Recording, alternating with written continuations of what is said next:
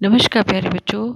बेटा आज हम करेंगे अपनी डीओई की वर्कशीट 37 और आज हम शुरू करने जा रहे हैं बेटा अपना न्यू चैप्टर कार्बन एवं उसके यौगिक। ठीक है, देखिए कार्बन जो है वह जीवन का एक तत्व है। ठीक है, कार्बन जो हमारा बेटा बॉडी है वह वो भी और बहुत सारे ऑर्गेनिक सब्सटेंसेस जो होते हैं वो किससे मिलकर बने होते हैं, कार्बन से ही मिलकर बने होते हैं। इसलिए इसको बोला गया है जीवन का तत्व। कार्बन एक सर्वोत्मुखी तत्व है जो सभी जीवों में एवं हमारे उपयोग में आने वाली वस्तुओं जैसे भोजन, कपड़े, दवाओं, पुस्तकों आदि में पाए जाने वाले यौगिकों का मुख्य आधार है। मतलब ये सभी चीज़ें किससे मिलकर बनी हैं, कार्बन से मिलकर बनी हैं। भूप्रकृति में केवल 0.02% कार्बन खनिजों के रूप में पाया जाता है, जैसे कोयला, पेट्रोलियम कार्बोनेट एवं हाइड्रोजन कार्बोनेट। ठीक है बेटा, यह सभी तत्व भी किससे मिलकर बने हैं, कार्बन से मिलकर बने हैं। और देखिए सिर्फ कितने अमाउंट में प्रेजेंट है, 0.02%। वातावरण में कितना प्रेजेंट है, 0.03% कार्बन डाइऑक्साइड में उपस्थित है कार्बन। यह कार्बन एक अधातु होती है बेटा, इसका प्रतीक सी से इसको लिखा जाता है और इसकी परमाणु संख्या कितनी होती है, 6 होती है। बेटा अगर इसकी परमाणु संख्या 6 होती है तो इसका इलेक्ट्रॉनिक विन्यास क्या होगा, पहले शेल में 2 आ गए, दूसरे में कितने आ गए, 4। तो इसका ये क्या हो गया, इलेक्ट्रॉनिक विन्यास। और इसलिए कार्बन को हम क्या कहते हैं, चतुसंयोजी भी कहते हैं। देखिए बेटे ये आपको दिया गया है, ये देखिए इसका नाभिक है जिसमें क्या उपस्थित हैं, प्रोटॉन और न्यूट्रॉन उपस्थित हैं। और ये इसकी कक्षाएं, ये के शेल जिसमें 2 इलेक्ट्रॉन उपस्थित हैं, यह आपका एल शेल जिसमें आपके 1 2 3 और ये 4, ठीक है, ये उपस्थित हैं। यह आपको बताया गया है कार्बन के परमाणु की संरचना। ठीक है, अब कार्बन उत्कृष्ट गैस विनिमय प्राप्त करता है। देखिए कार्बन जो है वह उत्कृष्ट गैस विनिमय कैसे प्राप्त करता है। कार्बन ना तो 4 इलेक्ट्रॉन खोता है और ना ही 4 इलेक्ट्रॉन प्राप्त करता है, प्राप्त करके आयनिक बंध बनाता है। हमने पिछली वाली अपनी वर्कशीट्स में बेटा पढ़ा है आयनिक बंध क्या होते हैं। जबकि जो कार्बन है वह सहसंयोजी बंध बनाता है। तो कार्बन द्वारा 4 इलेक्ट्रॉन खोने के लिए अत्यधिक क्यों नहीं खोता ये 4 इलेक्ट्रॉन, क्योंकि बहुत ज़्यादा ऊर्जा चाहिए होती है, ऊर्जा की आवश्यकता होती है। एवं 4 अतिरिक्त इलेक्ट्रॉन धारण करने के लिए प्रोटॉन, बेटा ये 4 इलेक्ट्रॉन आ जाएंगे लेकिन प्रोटॉन तो 6 ही रहे, प्रोटोनों की संख्या तो 6 ही रहेगी ना। और वाले नाभिक के लिए भी अत्यंत कठिन हो जाता है कि यहाँ पे प्रोटॉन की संख्या तो 6 रहे और 4 इलेक्ट्रॉन और हो जाएं इसमें, तो यह भी पॉसिबल नहीं हो पाता कि इलेक्ट्रॉन तो बढ़ गए लेकिन प्रोटॉन कम रहे, क्योंकि प्रोटॉनों की संख्या इलेक्ट्रॉनों की संख्या के हमेशा बराबर रहती है। ठीक है, तभी तो वो न्यूट्रल रहता है नाभिक। चलिए ठीक है, तो यह ये क्वेश्चन आता है बेटा, बहुत इंपॉर्टेंट है। कार्बन उत्कृष्ट गैस विनिमय कैसे प्राप्त करता है। कार्बन उत्कृष्ट गैस विनिमय जो है सहसंयोजी बंध बनाकर प्राप्त करता है। और ये भी आता है बेटा कि कार्बन जो है वह इलेक्ट्रॉन प्राप्त करता या खोता क्यों नहीं है। ठीक है, तो ये भी इसका आप आंसर लिख सकते हैं। तो देखिए बच्चे, एक ही प्रकार या विभिन्न प्रकार के परमाणुओं की साझेदारी से बने आबंध को हम क्या कहते हैं, सहसंयोजी आबंध। ठीक है, कार्बन अपने अपने तथा अन्य परमाणु एवं अन्य तत्वों के परमाणुओं के साथ सहसंयोजी इलेक्ट्रॉनों की साझेदारी करके इस समस्या को सुलझा लेता है। वह क्या करता है, साझेदारी करता है। अन्य तत्वों के परमाणु जैसे hydrogen, oxygen, nitrogen, sulphur, chlorine भी इसी प्रकार की साझेदारी करके अणुओं का निर्माण करते हैं। हाइड्रोजन, ऑक्सीजन, नाइट्रोजन, अभी आपको आगे उदाहरण देके समझाती हूँ बेटा कि ये किस प्रकार साझेदारी करते हैं। ठीक है, तो देखिए सहसंयोजी आबंध बनाने वाले अणुओं के भीतर तो प्रबल आबंध होते हैं, लेकिन इनका अंतर परमाणु बल क्या होता है, कम होता है, जिसकी वजह से इनका जो गलनांक और क्वथनांक होता है वो क्या होता है, कम होता है। ठीक है, और एज कंपेयर टू आयनिक आबंध के बेटा, इलेक्ट्रॉनों आयनिक यौगिकों के इलेक्ट्रॉनों की साझेदारी होती है और आवेशित कण नहीं बनते।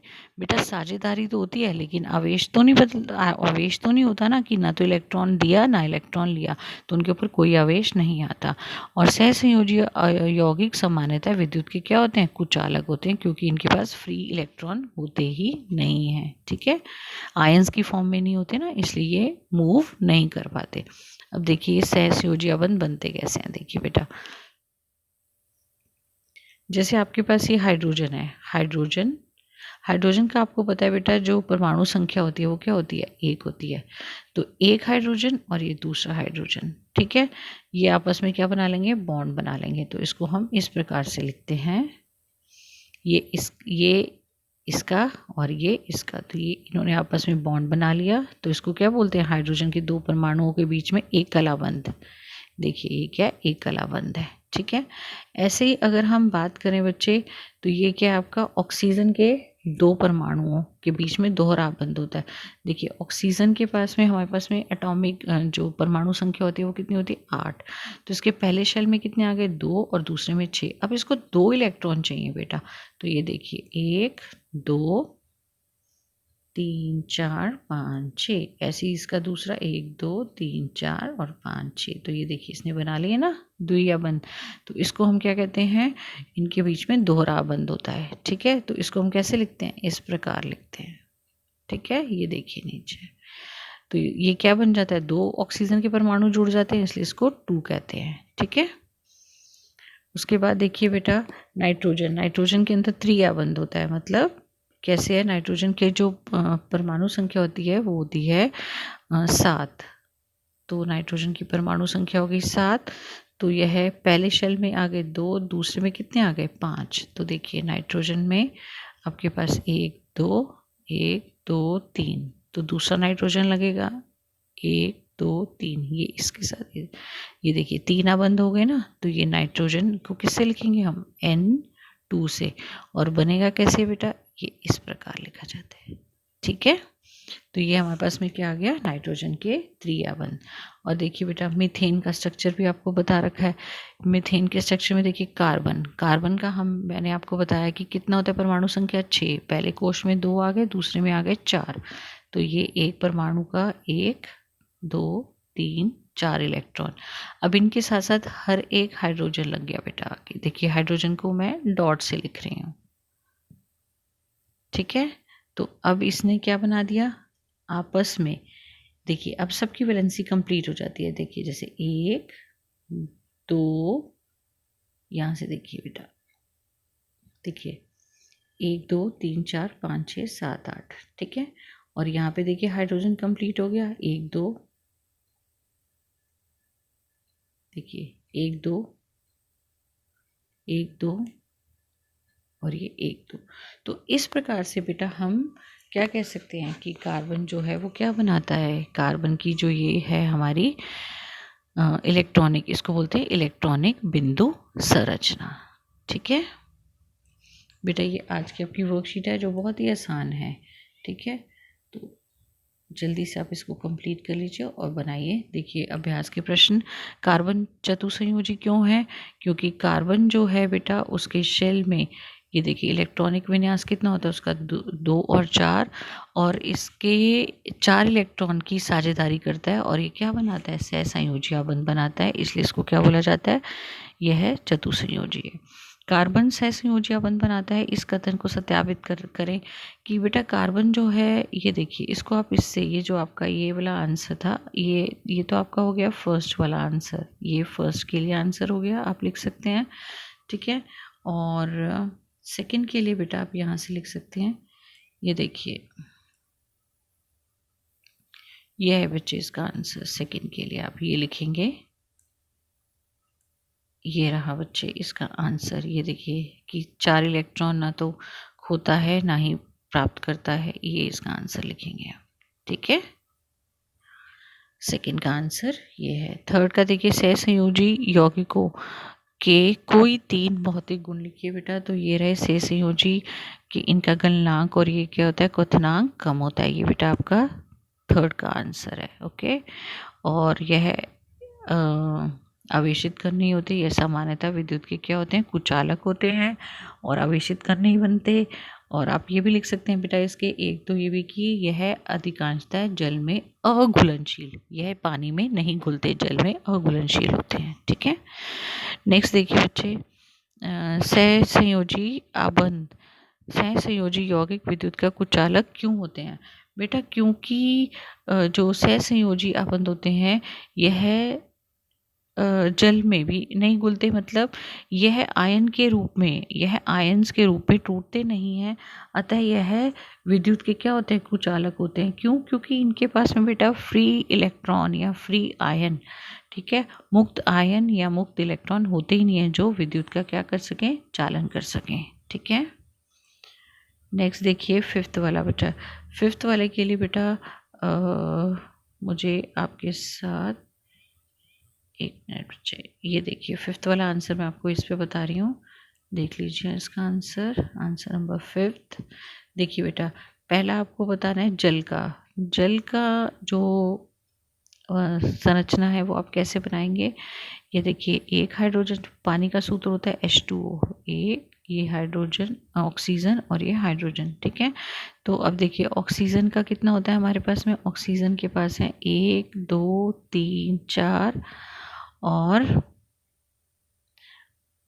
5 6। देखिए बेटा ये हाइड्रोजन और ये हाइड्रोजन, और 5 6 और ये 7 8।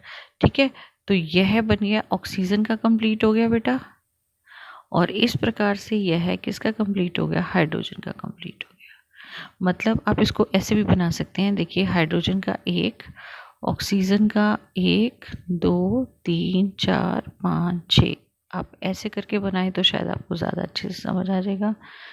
ये लीजिए, ठीक है, और ये हो गया हमारा, ठीक है, तो ये बन गया जल का। सेकंड बेटा आपको दे रखा है कार्बन डाइऑक्साइड का, कार्बन डाइऑक्साइड का क्या सूत्र होता है, CO2। तो यह बनेगा बेटा, कार्बन के पास जैसे मैंने आपको बताया 4 होते हैं, 1 2 3 4, बाहरी कोश में कितने होते हैं, 4 होते हैं, और ऑक्सीजन लग रहा है इसके साथ में, तो देखिए ऑक्सीजन के 1 2 3 4 5 6, यहाँ पे भी ऑक्सीजन लग गया 1 2 3 4 5 6।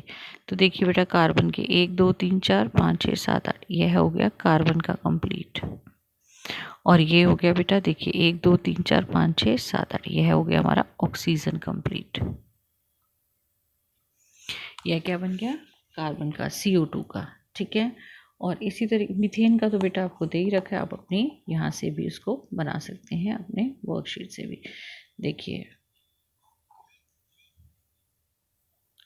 ये देखिए आपको ये मीथेन का दे ही रखा है बेटा।